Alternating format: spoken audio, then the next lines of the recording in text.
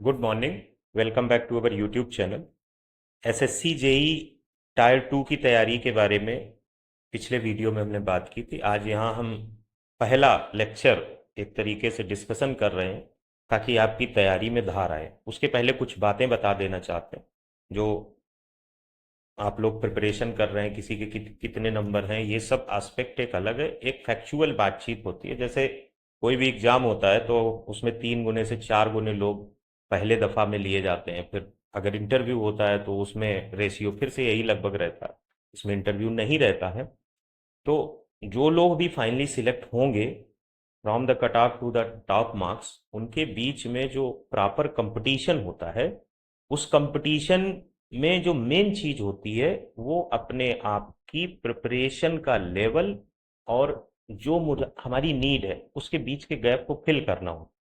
मतलब एक हमारा लेवल है, आज हम इस तरीके से अगर परफॉर्मेंस करते हैं तो हमारे इतने मार्क्स आते हैं। जैसे कल एक स्टूडेंट का मैसेज आया था, he was having 121 marks in tier 1 and 179 marks in tier 2, and he written properly that my final selection was not done. In tier 1 he has 135 marks and he asked to me for guidance, yet guidance will be given, but एक group में जिस तरीके से guidance होता है और एक YouTube पे होता है, उन दोनों में डिफरेंस होता है। यहाँ पे आपके पास एक स्वतंत्रता है, लिबर्टी है। आप जितना हिस्सा चाहें उतना सुने, जितना हिस्सा चाहें उतना माने। वहाँ पे वो लिबर्टी नहीं रहती। आपको एक सर्टेन वे में काम करना पड़ेगा और ये रिस्क तो है ही। अगर आप मेंटली स्ट्रेंथफुल हैं और किसी के कहने पे चल रहे हैं तो कहीं ना कहीं मन आपसे बहस करता है, तो आसान नहीं होता है इस तरीके की कोचिंग को बर्दाश्त कर पाना और उस सिलेक्शन के लिए प्रयास करना। तो इसलिए थोड़े से मिडिवल जोन के कैंडिडेट ही उसमें टिकते हैं। खैर, ये मैंने इसलिए बताया कि अगर ये मार्किंग आपकी है 121 से 179 और आपका फाइनल सिलेक्शन नहीं होता है तो सोचिए आपको कैसा लगता होगा। मतलब मैं उसके एस्पेक्ट में सोचता हूँ कितना कितनी दिक्कत होती होगी। ऐसा नहीं है, ये मार्किंग कोई ये नहीं रिप्रेजेंट करता है कि ये कोई मेहनत नहीं की गई है। ये वही एनालिटिकल अप्रोच की कमी है जिसकी वजह से सिलेक्शन रुक जाता है। वो एनालिटिकल अप्रोच क्या है उसे समझ लें। जैसे फॉर एग्जांपल एक क्वेश्चन 3 नंबर का है, टोटल क्वेश्चन कितने हैं 100, नंबर कितने बचे 300। पिछले साल का पेपर हमारे पास अवेलेबल है। जिनके पास पिछले साल पेपर नहीं था उनके लिए एक दिक्कत थी कि वाकई स्टेटमेंट आएंगे, मैच द कॉलम आएगा, कितने स्टेटमेंट आएंगे, छोटे क्वेश्चन आएंगे कि नहीं आएंगे, न्यूमेरिकल आएंगे कि नहीं आएंगे। उनके पास कम से कम एक मॉडल पेपर है। आज की डेट में एक वैरायटी की सीमा हो सकती है, उसी के अंतर्गत रहेंगे। यही तरीका होता है जितने स्टैंडर्ड एग्जाम्स होते हैं। यूपीएससी एकदम से बदल नहीं जाएगा। हाँ, थोड़ा बहुत बदलाव रहेगा, फिर वो अपना नेचर कैप्चर कर लेता है। खासकर इनिशियली जब पैटर्न चेंज होता है तो 2-3 साल उसको वो ट्रैक को बिल्कुल फॉलो ही कर। अब इन 100 क्वेश्चन में हमने जो यहाँ पर आपके सामने पीडीएफ रखी है, इसमें 29 क्वेश्चन मैंने वो निकाले हैं जो एक नॉर्मल कंजम्पशन है आपका सिविल इंजीनियरिंग में। अगर वो 29 पे आपने हाथ लगाया तो आपको -1 तुरंत मिला। और अगर आपकी उस लेवल पे नहीं पकड़ है तो -1 आपको मिला। कंजम्पशन कैसा सिविल इंजीनियरिंग का है, one liner, Gupta and Gupta, और आपकी वो किताब जो आती है यूथ कंपटीशन, PYQ, यही नॉर्मल कंजम्पशन है माइंड में।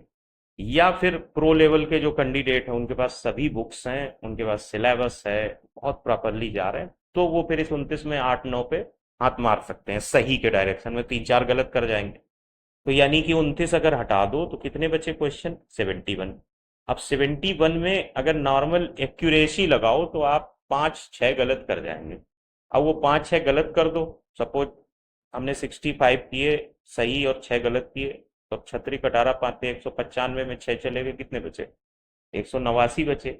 और इसी में 5 गलत होने में 8-9 गलत हो जाए तो आप 179 आ जाएंगे। कोई खराब परफॉर्मेंस नहीं है। इधर 71 क्वेश्चन में 65 सही बहुत बड़ी बात हो गई। और ये 29 अभी हम डिस्कस करेंगे, आपके समझ में आ जाएंगे कि कितना इसमें लेवल है। तो ओवरऑल अगर पेपर करने जाओ और आप अगर 70 क्वेश्चन सही कर दो और कोई गलत ना करो, तब भी बहुत जो टॉप डिपार्टमेंट की संभावना है वो आपके टायर 1 के मार्क्स पे निर्भर करेगी। इसलिए इस तरीके की स्थिति का आकलन करके जब आप तैयारी करते हैं तो आपको रिजल्ट धक्का नहीं देता है कि मेरा हुआ नहीं, मेरा क्यों नहीं हुआ। क्योंकि है क्या कि ओवरलैपिंग ऑफ रिजल्ट्स भी है। ओवरलैपिंग ऑफ रिजल्ट्स का मतलब है कि जो बीआरओ में है, जो आपका वाटर रिसोर्सेज में है, उसे एमईएस और सीपीडब्ल्यूडी के लिए एफर्ट लगाना है, लगाना है, लगाना है। और उसके पास अपनी इनकम है, उसके पास 1-2 महीने की अपनी इनकम, 3 महीने की, जैसी भी ज्वाइनिंग की डेट हो, डिपेंड करता है। नहीं है तो आगे हो जाएगी, जो भी हो। इस बार पेपर जल्दी हो रहा है, डिफरेंस कम है, 4 दिसंबर को ही पेपर हुआ था। लेकिन माइंडसेट तो पावरफुल हो जाता है कि एक हाथ में जॉब है। अब वो भी इसमें बैठते हैं, मतलब सिलेक्टेड कैंडिडेट्स में से 30% कैंडिडेट्स उस अगले एग्जाम में बैठ रहे हैं। और जो टायर 2 के बाद फाइनल सिलेक्ट नहीं हो, वो क्यों कोशिश करना छोड़ देंगे? तुम्हारा तो टायर 1 में नहीं हुआ तो तुम कोशिश कर रहे हो, तो वो क्यों छोड़ दें? तो ये ओवरलैपिंग ऑफ रिजल्ट्स जो है, उनसे आपका कंपटीशन है। अगर आप फ्रेश कैंडिडेट है, पहली बार में आ रहे हैं, बहुत पावरफुल है, इनसे आपका कंपटीशन। कट ऑफ कुछ भी जाए, लेकिन जो डेंसनेस 120 से 130 मार्क्स के बीच है, if we are talking about general and OBC candidates, वो ठीक ठाक है। ये मत समझ लीजिएगा कि 120 से ऊपर होने का मतलब हमारा फाइनल सिलेक्शन हो गया। आप फाइनल सिलेक्शन से भी बाहर हो सकते हैं, केवल कैजुअल हो जाए। तो ये डिस्कशन मैंने इसीलिए किया। अब मैं ये जो 29 क्वेश्चन है, इनको 3 राउंड में डिस्कस करूंगा। ये नहीं कि एक दिन में डिस्कस कर दिया इसका आंसर ये हुआ, इसका आंसर ये हुआ। और यही असली पोर्शन है प्रिपरेशन का। अब आधे से ज्यादा कैंडिडेट जो है इस ट्रैप में फंसेंगे कि पहले हम वो वाला हिस्सा कंप्लीट करेंगे जो इजी है, फिर हम इस पे जाएंगे। हमें इजी ही नहीं कंप्लीट हो रहा है, ठीक है, वो आइडिया गलत नहीं है। सबके अपनी अपनी सोच होती है और उस पर कारगर भी होते हैं अगर स्ट्रेटेजी और प्लानिंग विद इन टाइम सब सही है। अब यहाँ पे थोड़ा सा डिस्कशन पे आ जाते हैं। ये बात ओवरऑल फिगरिंग हो गई, ताकि आपके माइंड में एक चीज बैठ जाए कि बहुत पढ़ना, कितना पढ़ना से ज्यादा ये फंडामेंटल एल्जेब्रिक चीज भी मैटर करती है ओवरऑल फाइनल सिलेक्शन में, और उसी को ध्यान में रखा जाता है। हमें ऐसी कोई योग्यता नहीं दिखानी है कि अगर एक बड़ा सा ग्राउंड है और उसमें कहा गया कि इतना क्षेत्रफल है, इसमें जो सबसे ज्यादा क्षेत्रफल की ग्रास को कट कर देगा उसका सिलेक्शन होगा, उसको रैंक मिलेगी। अब कुछ लोग उसमें कुछ रूल्स रेगुलेशन पढ़े नहीं और उसको बहुत अच्छे से सफाई करने लगे कि क्लीनलीनेस देखी जाएगी। उसमें रूल्स पढ़ो, क्लीनलीनेस इस बात की देखी जाएगी कि घास ना हो, वहां पत्थर पड़े उससे कोई मतलब नहीं। अब किसी ने एरिया साफ किया, उसने पत्थर भी हटा दिए, टाइम लिमिटेड था, उस टाइम लिमिट में जितना हिस्सा साफ हुआ वही कंसीडर किया जाएगा। जो चीज नहीं करनी थी वो पढ़ी नहीं, उसको भी कर गए, उसके माइनस मार्क्स हो जाए। ये सब है। आप 100 में 100 करके आए तब भी आपके नंबर 130 आ सकते हैं। आप 100 में 80 करके आए तो पॉसिबिलिटी है कि आपके 210 नंबर आ सकते हैं। इसलिए ये ध्यान में रखना कि हम जो क्वेश्चन कर रहे हैं वो हमारी नॉलेज के बेसिस पे हो रहा है, ना कि हम 100 करके आ रहे हैं तो 70 होने हो जाने चाहिए, ऐसे हो जाने चाहिए। तो बहुत टायर 1 में बहुत लोगों को झटका लगा है, तो टायर 2 में भी लग जाएगा। इसलिए बहुत शांत मस्तिष्क से एक एक सिलेबस के एस्पेक्ट में, और हम यूट्यूब पे तो आपको गाइड करेंगे ही। और बैच ज्वाइन करने की बात है तो हमने आपको व्हाट्सएप नंबर दिया था 90, अगर नहीं है, 90 44 50 46 75। इस पर व्हाट्सएप कर लीजिए, एक पर्टिकुलर टाइम पे हमसे बात कर लीजिए, हम आपको बैच में शामिल कर लें। अब दिक्कत ये होती है कि कैंडिडेट जो प्रिपरेशन कर रहा होता है उसके मन में पहले से बहुत से पूर्वाग्रह हैं। पूर्वाग्रह इन द सेंस कि क्या मुझे कैसे पढ़ाया जाएगा, मेरा सिलेक्शन होगा कि नहीं होगा। और मेरे पास पूर्वाग्रह नहीं है, पूर्व का जो उल्टा है। अगर पूर्वाग्रह का जो भी शब्द बनता हो, मैं भरोसे पे काम करता हूँ और उसे सिद्ध करके भी दिखाता हूँ। इसलिए मैं बहुत ज़्यादा अननेसेसरी डिस्कशन में नहीं जाता हूँ। मुझे लगता है अगर तुम्हें तैयारी करनी है तो आओ और इस चीज़ को फॉलो करो और रिजल्ट पाओ, सिलेक्ट हो जाओ। ये मेरा थोड़ा थॉट प्रोसेस रहता है। खैर, यहाँ पे जो पहला प्रश्न है वो स्टेटमेंट का क्वेश्चन है। अब अगर हम इस क्वेश्चन को डिकोड करें, इसके डिकोड के कई तरीके हैं। पहला डिकोड है कहीं से उठाया तो नहीं गया, तो आंसर आता है नो। फिर दूसरा क्वेश्चन है ध्यान से देखो कहीं से उठाया तो नहीं गया, तो आंसर आता है यस।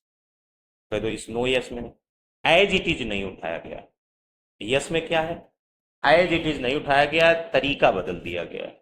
कैसे? टीडीए जेई का 1 अप्रैल के आसपास का 2023 का पेपर आप उठाइए, उसमें क्वेश्चन है which of the following is incorrect with respect to asbestos. और उसमें 4 ऑप्शन है, जिसमें ऑप्शन बी या डी, बी या सी ये वाला ऑप्शन है पहला, और डी ऑप्शन ये वाला, और 2 अदर ऑप्शन, और उसमें से एक ऑप्शन इनकरेक्ट है। मैंने कई बार कहा है, मतलब टायर वन में जो लोगों के अच्छे मार्किंग आए, 125 के आसपास आए, 130 के आसपास आए, 135 के आसपास आए, मैंने उनसे कहा कुछ ना लगाओ, कुछ ना लगाओ, लास्ट के 4 साल के प्रीवियस ईयर लगा लो, 4 साल के प्रीवियस ईयर, और D triple S B JE को 5-5 बार लगा लो, एक पेपर को 5 बार, टोटल 10 पेपर थे D triple S B JE के। और उसके बाद सिविल में तुम्हें कोई दिक्कत नहीं, और रीजनिंग सरल आने की संभावना भी मैंने बताई कि जनरल अवेयरनेस अपनी ट्रैक को फॉलो करेगा। और ऐसा नहीं है इसमें कोई बड़ी बात है, रीजनिंग वैसे भी ठीक ठाक आती थी, थोड़ी सरल हो गई इस बार। तो अब ये क्वेश्चन डीडीए जेई का है। अब अगर आप सेंट्रल लेवल पे, दिल्ली लेवल पे पेपर दे रहे हैं, तो D triple S B JE, D triple S B AE, D triple S B section officer, D triple S B JE, DDA JE और एसएससी जेई, इतने अगर आपने काम कर लिया तो ये समझ लीजिए मास्टर हो गए हैं आप उन क्वेश्चन को जो यहाँ रखेंगे।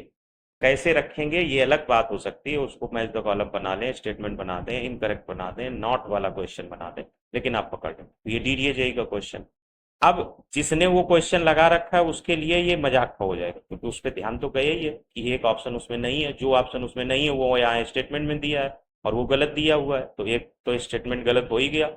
अब एक स्टेटमेंट गलत हुआ तो कम से कम इन दो से तो निजात मिली, जो बोथ करेक्ट बोथ इनकरेक्ट है, इन दो में एक होगा। अब वो अगर दिमाग में आ जाता तो कर ले जाओगे।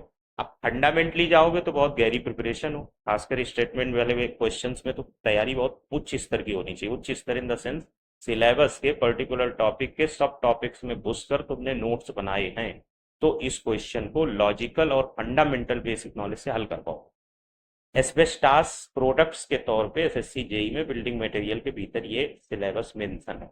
एस्बेस्टास प्रोडक्ट्स में जाओगे तो एस्बेस्टास सीट मिलेगी, एस्बेस्टास वाल मिलेगी, ये चीजें आपको उसमें मिलेंगी, उनकी अपनी प्रॉपर्टीज है, और एस्बेस्टास की प्रॉपर्टीज सबसे इनिशियल में दी है। उस प्रॉपर्टीज में 10 से 12 पॉइंट है। उसमें एक पॉइंट ये दिया है कि asbestos molecules strongly bound together in one direction, ये लिखा है। आगे वाला ऐसा नहीं लिखा है, कुछ बुक में आगे वाला भी लिखा है।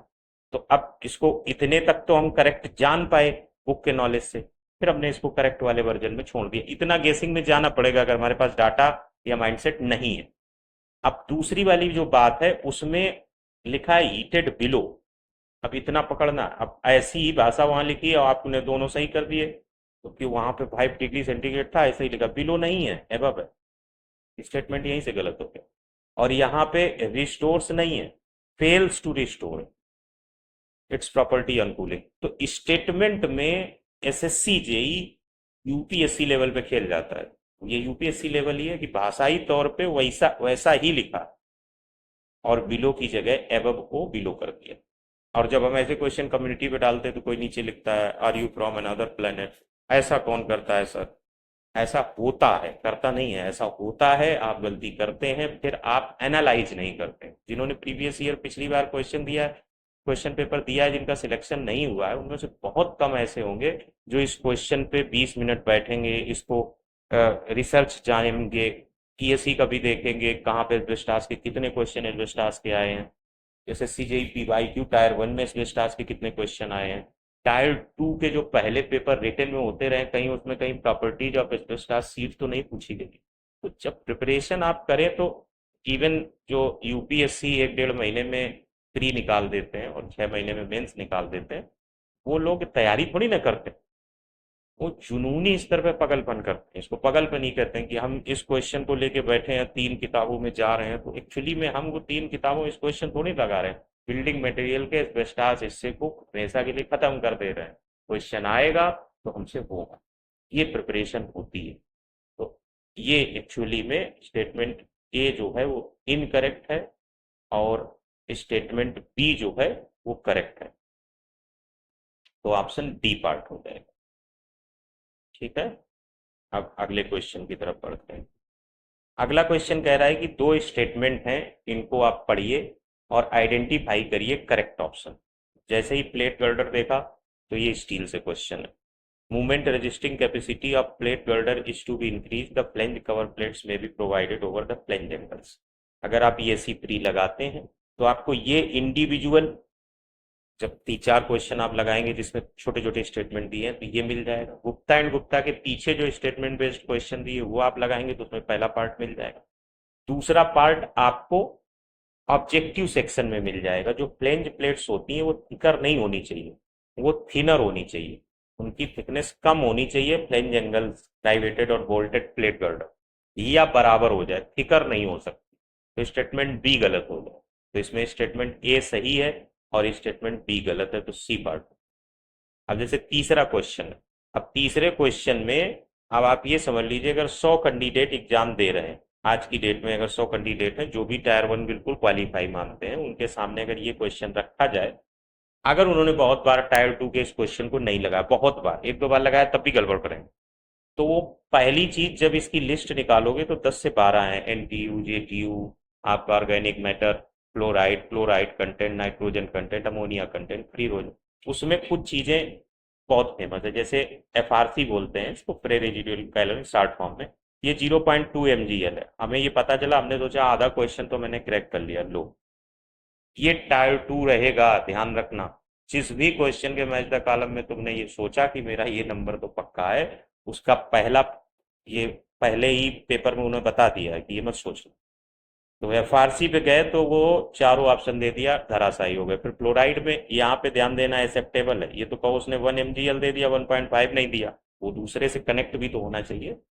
तो 1.5 है परमिसिबल लिमिट, 1 है एक्सेप्टेबल लिमिट, फ्लोराइड, तो हमने सोचा अब तो आंसर मिल ही जाएगा, तो डी पे गए, 3 के डी पे गए, तब बी बचा और डी बचा। अब भी मुक्ति नहीं है। अब क्लोराइड और कैल्शियम में अगर नहीं पता है तो आपका ये क्वेश्चन गलत हो जाने की संभावना भी है। अब इसी क्वेश्चन को अगर हम कह दें कि क्लोराइड का कितना अमाउंट है आईएस के हिसाब से, तो ये क्वेश्चन खत्म हो जा रहा है। तो इसमें क्लोराइड जो रहता है वो 250 रहता है, कैल्शियम 75 रहता है। क्लोराइड अगर 250 रहेगा, कैल्शियम 75 रहेगा, तो ऑप्शन टी पार्ट होगा। अब इसकी एक एक इसका पूरा पूरा स्ट्रक्चर है, अब वो स्ट्रक्चर आपकी दीवार पे होना चाहिए, क्योंकि उससे मिनिमम एक एमसीक्यू आपको मिलेगा, और हो सकता है कि 2 एमसीक्यू हो जाए। ऐसे 12 से 14 कॉलम हैं आईएएस कोड के जिनसे क्वेश्चन बनते हैं। एक कॉलम यही होता है, रिस्ट्रेंड है, नॉट रिस्ट्रेंड है, उसकी वैल्यू होती है। ऐसे छोटे छोटे 12 से 14 पेज हैं A4 साइज लेवल पे, वो 12 से 14 एमसीक्यू। आपकी प्रिपरेशन अगर उस लेवल की है तो तुरंत at the same point, if you can not take the print out, then make the table from the scale, note it down, because you have nothing other thing a important. दिक्कत होगी कि अब उसको लिखो, यहाँ पे ऑर्गेनिक लिखो, फिर इसके बाद पे एक्सेप्टेबल लिखो, फिर परमिसिबल लिखो। हाँ लिखना है क्योंकि वही प्रिपरेशन कर रहे हैं। आप चाहें तो मेहनत इतनी कर सकते हैं कि एक दिन में वो 12 से 15 चीजें अपने पेज पे बना सकते हैं, और अगले दिन उसे रिवाइज कर सकते हैं, और उसके अगले दिन आप फील पाएंगे कि आपके 13 क्वेश्चन पे ठीक ठाक स्तर की, गलत होने वाले दूसरे लोगों की तुलना में प्रिपरेशन अच्छी। ये बड़ी बात। अगला जो क्वेश्चन है उसमें फिर से स्टेटमेंट है कि water logging activity of soil bacteria को बढ़ा देता है। Water logging growth of wild flora को बढ़ा देता है। एक्टिविटी ऑफ सॉइल बैक्टीरिया का मतलब है ये लोग भी अपना प्रजनन करेंगे, ब्रीडिंग ब्रीडिंग जो इंक्रीज करता है वाटर लॉगिंग, और वाइल्ड फ्लोरा की भी ग्रोथ इसमें हो जाती है वाटर लॉगिंग से। तभी तो ज्यादा पानी से फसल सड़ जाती है, और सड़ जाने का मतलब ये बैक्टीरिया, वाइल्ड फ्लोरा, इन सब का आ जाना। ये दोनों स्टेटमेंट करेक्ट है। इसके बाद अगला क्वेश्चन है, उसमें ये कह रहे हैं कि दो स्टेटमेंट है, उनको पढ़ो। कम से कम इस पेपर के आने से बच्चों को ये सहूलियत टायर टू में मिली है कि एजर्सन रीजन इन्होंने नहीं दिया है, और उसकी पॉसिबिलिटी मैं तो नहीं मानता हूं कि उसको अपने लेवल पे पढ़ना चाहिए, क्योंकि यही फॉर्मेट रहने वाला है। अगर वहां देते हैं तो ये चौंकाने वाली बात होगी, वरना तो कहीं ऐसा नहीं लिखा कि we can not give the assertion reason. Assertion reason की जो सबसे बड़ी दिक्कत है, हमें सही गलत पता होने के बाद भी प्रॉपर लिंकिंग करने में कभी कभी दिक्कत होती है, आता हुआ क्वेश्चन में गलत हो जाता है। वो आंसर जो देते हैं वो लिंकिंग जब चाहते हैं तो उसे हटा देते हैं, कहते हैं बहुत प्रॉपर लिंकिंग नहीं है, जब आंसर देते कहते हैं बहुत प्रॉपर लिंकिंग है। अब रिपीटेड क्वेश्चन आ जाए ईएससी का, वो एक अलग सेंस है, क्रिएट करके अपना एक वर्जन देना के थोड़ा सा टिपिकल हो जाता है उसमें। लेकिन इसमें कम से कम ये है कि स्टेटमेंट हमें केवल पता करना है। तो टेक्निकली 120 मिनट में आपको वो 100 क्वेश्चन नहीं दे रहा है, अगर मुझसे पूछो तो। इसके 3 डिस्ट्रीब्यूशन है। एक डिस्ट्रीब्यूशन है 45 क्वेश्चन, 45 क्वेश्चन, ये आपके वही है जो टायर वन के लेवल में। इसके बाद मैं मानता हूं, जब मैंने 71 क्वेश्चन छोड़े हैं, अब 71 में से ये 45 आप हटा दीजिए, तो ये लगभग 26 क्वेश्चन जो आएंगे। ये क्वेश्चन आप ये मान लो, इस 26 क्वेश्चन में कॉमन क्वेश्चन, कॉमन। कॉमन ना मानो तो आप ये मानो स्ट्रेंथ मांगते हैं आपसे, नॉलेज मांगते हैं, क्योंकि नॉट वाले क्वेश्चन ज्यादा, 26 में 13 तो नॉट के ही होंगे। यह बहुत इलेबोरेट ऑब्जेक्टिव है। और ये जो 29 हैं, ये तो एक एक में दो दो क्वेश्चन हर जगह हैं, तीन तीन है। तो टेक्निकली वो क्वेश्चन 150 के ऊपर पूछता है। अगर टाइम कंज्यूमिंग की बात करोगी, 120 में 100 क्वेश्चन तो बहुत, टाइम कंज्यूमिंग की बात करो तो ये दो क्वेश्चन रखे हुए हैं आपके सामने। ध्यान से देखिए, coefficient of permeability of soil is directly proportional to square of the particle size, square of the particle size. तो यहाँ पे अगर आप देखेंगे कि स्क्वायर ऑफ द पार्टिकल, तो एक तो आपको हैजन फार्मूला याद आएगा, के बराबर सी डी 10 स्क्वायर। ये सही कह रहा है, के प्रोपोर्शनल होता है। दूसरा उसने पूछ दिया है कि जो पार्शियली सेचुरेटेड सॉइल है उसमें परमिलिटी ज्यादा होती है, उस पार्शियली में ज्यादा कैसे होगी, तो खुली में ज्यादा होगी, क्योंकि पोर्स में पूरा पानी भर जाएगा तो वो आसान हो जाएगा आपकी परमिलिटी के लिए। तो पार्शियली कम होगी, लेस देन, ये गलत हो जाएगा। ये अपने आप में एक बात है, ये अपने आप में एक बात है। स्टेटमेंट में दो क्वेश्चन रहते हैं जनरली, अगर दो स्टेटमेंट, तो ये गलत हो गई, वो सही हो गई, S1 ट्रू हो गया, H2 फॉल्स हो गया। अब इसके बाद जैसे छठवां क्वेश्चन है, consider the below statement with respect to cement. Cement के रिस्पेक्ट में तीन स्टेटमेंट दिए। अब ये तीन क्वेश्चन है, टेक्निकली देखा जाए, यही मैं आपसे कहता हूं कि ये क्वेश्चंस आपके जो हैं, ये आपकी डिसाइड करेंगे BRO टू CPWD। अगर आप इन सबको छोड़कर उन उन क्वेश्चंस में महारत हासिल करके पेपर देते तो सिलेक्शन पक्का। इनमें चुनिंदा तरीके से केवल आंसर करते हैं तो आपका MES पक्का। नहीं पूछते CPWD लेके कितने मार्क्स चाहिए, कितने मार्क्स नहीं चाहिए। तुम क्या कोई मशीन हो जो उतने मार्क्स निकाल के दे दोगे? अप्रोच क्या है, स्ट्रेंथ क्या है, स्ट्रेटेजी क्या है, कितनी एनालिटिकल स्किल है, कितना पेशेंस है, नोट्स कितने बनाते हो, ये सब है CPWD। मार्क्स कितने चाहिए? मार्क्स तो जिनको 140 पता थे उनके 109 भी नहीं आ रहे हैं, ये 140 तो हम ले ही आएंगे, पेपर करने के बाद 185 अटेम्प्ट किए थे, 90 नंबर भी नहीं आ रहे। तुम्हारे हाथ में मार्क्स नहीं है, तुम्हारे हाथ में स्ट्रेंथ है, कमांड, उस एग्जाम के सिलेबस के सब टॉपिक्स पे कमांड। तो ये पहला है, size and shape of aggregates used in making concrete influence the workability of concrete. बिल्कुल, कल हमने क्वेश्चन भी डाला था कि एंगुलर का ज्यादा होता है कि फ्लैकी का ज्यादा होता है, साइज एंड शेप पे वर्केबिलिटी किसकी ज्यादा होती है, इस पे क्वेश्चन डाला। तो ये उसने ये नहीं पूछा एंगुलर और फ्लैकी में बताओ, तो उसने कहा इन्फ्लुएंस करता है, बिल्कुल करता है, यानी कि पहला पहला सही है। तो दूसरा उसने लिखा water cement ratio in making concrete increases strength of. इस पे छोटे छोटे क्वेश्चन कितनी बार पूछा गया SSC JEE टायर 1, सबको रट गया कि वाटर सीमेंट रेशियो जो है स्ट्रेंथ कंक्रीट की घटाता है। तो ये गलत हो गया। मेच्योरिटी ऑफ कंक्रीट क्या करता है? मेच्योरिटी ऑफ कंक्रीट क्या होता है? Maturity of concrete temperature difference और टाइम के मल्टीप्लिकेशन को बोलते हैं, डेफिनीशन है ऐसी। और ये बेसिकली स्ट्रेंथ ऑफ कंक्रीट को बताता है। इसमें एक फार्मूला भी होता है कि अगर फुल मेच्योर कंक्रीट है और किसी पर्टिकुलर परसेंटेज ऑफ मेच्योरिटी पे कंक्रीट की स्ट्रेंथ निकालनी है तो वो फार्मूला लगाया जाता है। तो ये मेच्योरिटी ऑफ कंक्रीट इंडिपेंडेंट तो है ही नहीं। क्वेश्चन 2 गलत, मतलब स्टेटमेंट 2 गलत, स्टेटमेंट 3 गलत, केवल एक सही, तो बी ओनली 1 हो जाएगा। इसके बाद सातवां क्वेश्चन अपने आप में बहुत अच्छा है। कैसे बहुत अच्छा है? क्यों? ये कटबैक बिटुमन से रिलेटेड है, और cutback bitumen highway maintenance materials में आता है। जैसे कोई कहते हैं unorthodox, Orthodox question, irrelevant question, odd question, new question, कहाँ से आते हैं, कैसे आते हैं? कहीं से नहीं आते हैं। हर टॉपिक को प्रॉपर समय दीजिए, आपको हर क्वेश्चन ऐसा लगेगा कि बहुत सहूलियत से बनाया हुआ क्वेश्चन है। कट बैक बिटुमेन, आप ऐसे मानो कि बिटुमेन एक बढ़िया बर्फी है, ठीक ठाक, उसमें दूध डालो और फिर उसको घोटो, और उसको आपने हीट दी, और फिर उससे लाल पेड़ा आपने तैयार किया। ऐसे ही बिटुमेन को एक सॉल्वेंट में डालो, फिर इवेपोरेशन जो होता है उसमें रेट हाई इवेपोरेशन हो रहा है तो रैपिड क्यूरिंग बिटुमेन हो जाएगा। मिडियम इवेपोरेशन है, एक तरीके से रेट ऑफ इवेपोरेशन जो है, स्पीड ऑफ इवेपोरेशन जो है, उसके बेसिस पे तीन डिस्ट्रीब्यूशन है, RC, MC और SC।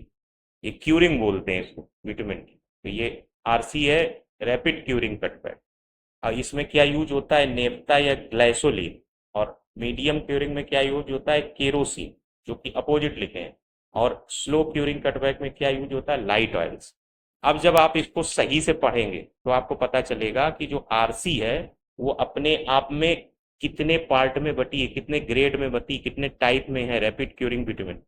तो अगर ये क्वेश्चन पूछ दे हाउ मेनी टाइप्स, तो ये टायर वन का चला जाएगा। हाँ, ये पूछ सकता है निम्नलिखित में से जो चार हमने टाइप दिए हैं उसमें से कौन सा टाइप नहीं है, क्योंकि आरसी चार टाइप है। आरसी जो आपकी है वो चार टाइप में है। वो कौन से चार टाइप है?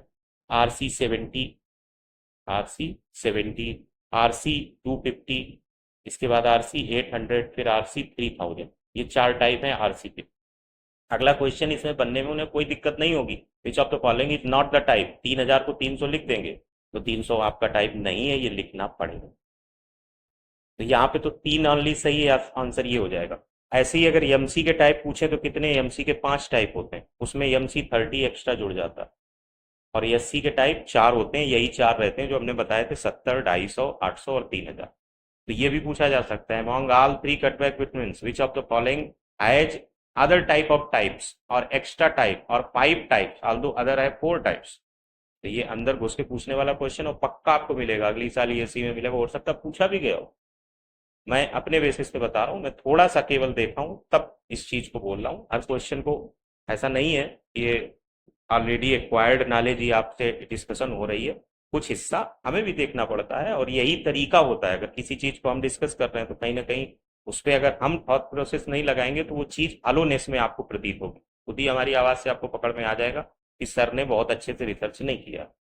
और मेरा मानना है कि मेरे हिस्से से की गई रिसर्च से मैं अगर किसी चीज को सॉल्व करूंगा तो वो अच्छा होगा, और आप अगर उसको सुनकर और उसमें अपना ध्यान लगाकर उसको और क्रॉस वेरीफाई करके करते हैं तो आपको दोहरा लाभ होगा। तो यहाँ पर अगला क्वेश्चन है कि आपको आइडेंटिफाई करना है कौन सा पेयर यूनिट ऑफ मेजरमेंट सबसे ज्यादा फेवरेट एसएससी जेई का, चाहे टायर वन हो चाहे टायर टू हो। इसमें भी 12 से 15 चीजों का एक पर्टिकुलर आपके कमरे में, आपके रूम में, आपके जो आपका रजिस्टर है उसमें एक पेज होना चाहिए जिसमें यूनिट ऑफ मेजरमेंट लिखा हो। स्टोन स्लैब रूप में स्क्वायर मीटर में नापा जाता है। कटिंग ऑफ ट्रीज, यहाँ पे थोड़ा ट्री में दिमाग लगाना पड़ता है, जो लिखा है उसको बहुत ध्यान। कटिंग ऑफ ट्रीज कभी टन में नहीं होगी। अगर आपकी वेइंग ऑफ ट्री बंडल्स ऐसे लिखा है तो टन में आएगा। अगर वुडन वर्क लिखा है तो क्यूबिक मीटर में आएगा। कटिंग ऑफ ट्रीज लिखा है तो नंबर्स में आएगा। ये कह दो ऐसा क्यों, वो तो टन में नापे जाते भाई। लैंग्वेज का बहुत डिफरेंस है, और स्पेसिफिकली जब आईएएस कोड में पर्टिकुलर मेंशन है cutting of trees is measurement in numbers, we are cutting the tree, how many trees are cut, a particular number of trees are cut down।